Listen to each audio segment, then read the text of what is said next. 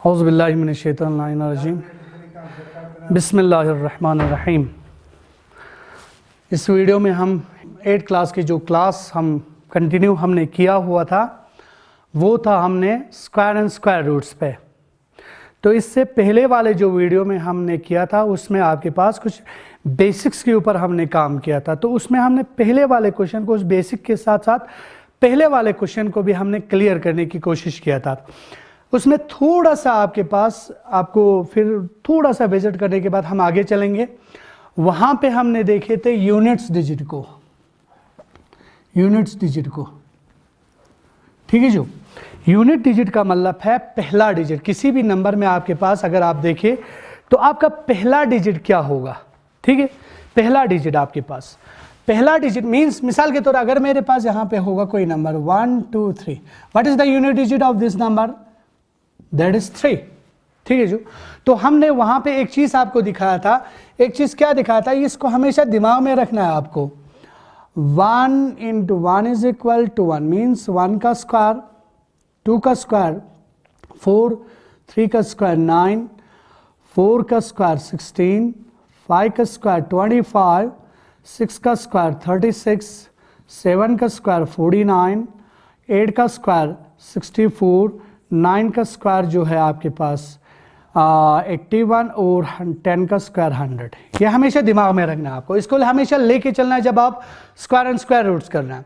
तो यहाँ पे हमने बोला था जो नंबर आपके पास, जिस नंबर का आप स्क्वायरिंग नंबर करना है, स्क्वायर करना चाहते हैं, अगर वो एंड विद 1 होगा तो उसका यूनिट डिजिट भी 1 होगा। कल हमने दिखाया था अगर कोई नंबर 2 से डिवाइड कर 2 का हम परफेक्ट स्क्वायर नंबर निकाले, मिसाल के तौर में 22 का कर रहा हूं तो इसका ऑब्वियसली इसके एंड यूनिट डिजिट पे होगा वो 4, क्योंकि इसका बेसिक में 4 है। हमने कहा था कल जो भी बेसिक में होगा ना उसके आगे जो भी नंबर उसके साथ होगा, मिसाल के तौर अगर मेरे पास 2 वाला नंबर देखें तो 2 आएंगे, 12 आएंगे, 22 आएंगे, 32 आएंगे, 42 आएंगे, आपके पास 62 आएंगे, 52 आएंगे, इस तरह चलते जाएंगे। अगर इनका मैं स्क्वायर निकालने के लिए बैठूं तो ये सारे नंबर 2 से एंड हो रहा है। जब इसका मैं परफेक्ट स्क्वायर नंबर निकालूंगा ना, इसका हमेशा यूनिट डिजिट एंड होगा किसके साथ एंड होगा? 4 के साथ एंड होगा। ये वाला चीज हमने दिखाया था कल आपको। तो आगे बढ़ते हैं, सेकंड क्वेश्चन में बढ़ते हैं। सेकंड क्वेश्चन में आपके पास है कि क्यों ये नंबर जो है आपके पास परफेक्ट स्क्वायर नंबर नहीं है।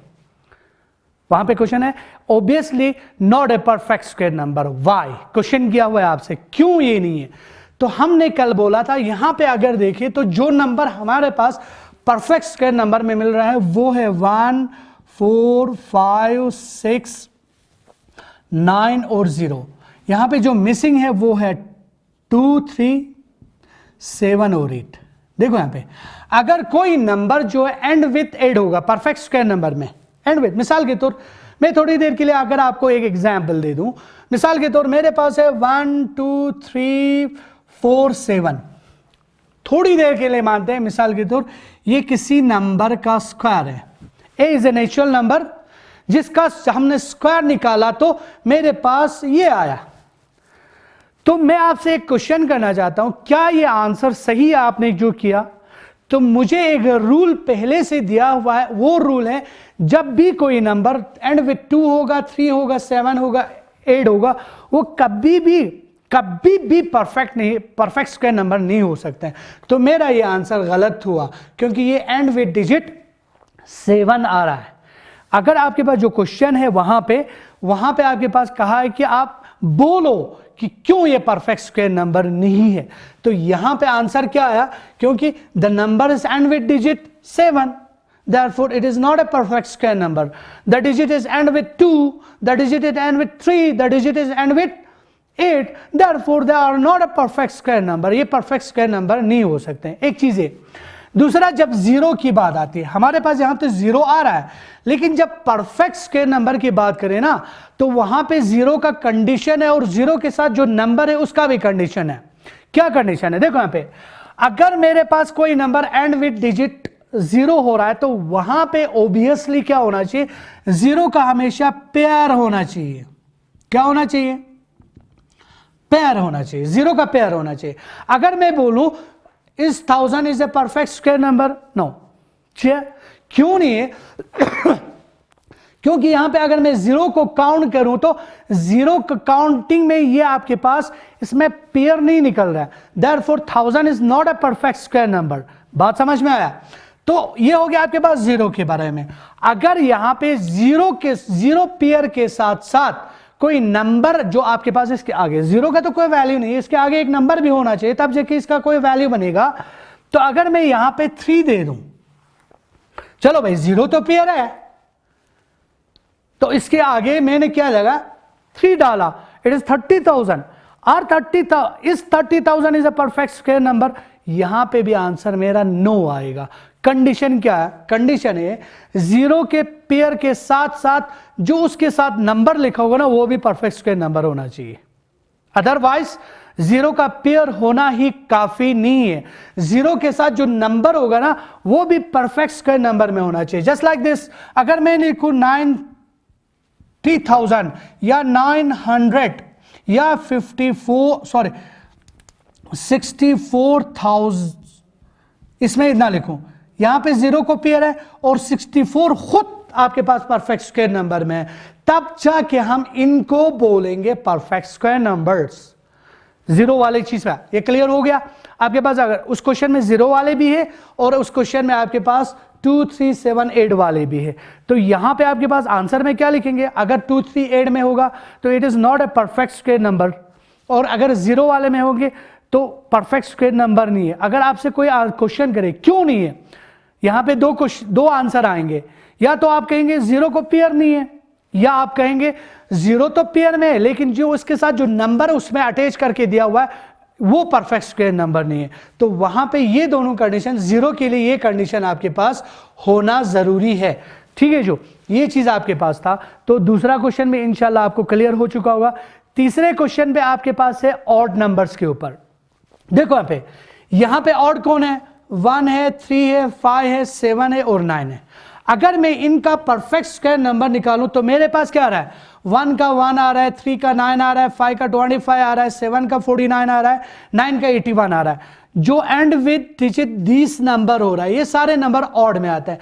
तो हमें यहां पे एक चीज पता चला कि जब भी आप ऑड नंबर का परफेक्ट स्क्वायर नंबर निकालेंगे उसका आंसर ऑड में रहेगा, जिस इवन नंबर का अगर निकालने जा रहा है तो वो इवन में रहेगा। ये डिफरेंशिएट हुआ।